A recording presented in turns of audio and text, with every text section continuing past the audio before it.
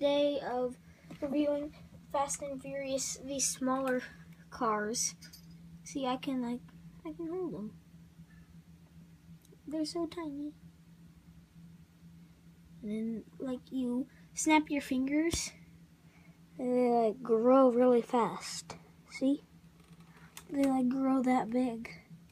Okay, that was a terrible joke to start it off, but the reason I didn't upload yesterday was because my phone died right when it was up in the middle of the upload, so I couldn't upload. It wasn't just because I got lazy. I tried. It just didn't work, so we're having 2 videos today.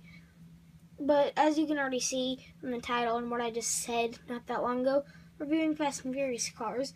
You have the Maserati Ghibli, I think, Plymouth Roadrunner, Dodge Charger Daytona, and the flip car. And we'll just start off here with the Maserati. The wheels roll. Go on the front. It's green. It's the back. It's just what it looks like. Really. And that's what that one looks like. Look, the Plymouth Roadrunner is like this. Wheel spin.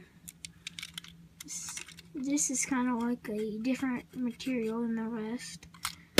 Boy. Oh, there it is. Found it. That's what it looks like in the front. From the back. I'm not going to show the bottoms because they look exactly the same on all of them.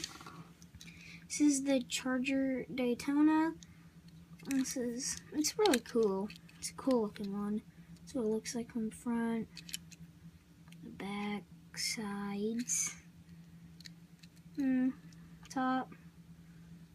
This is what it looks like.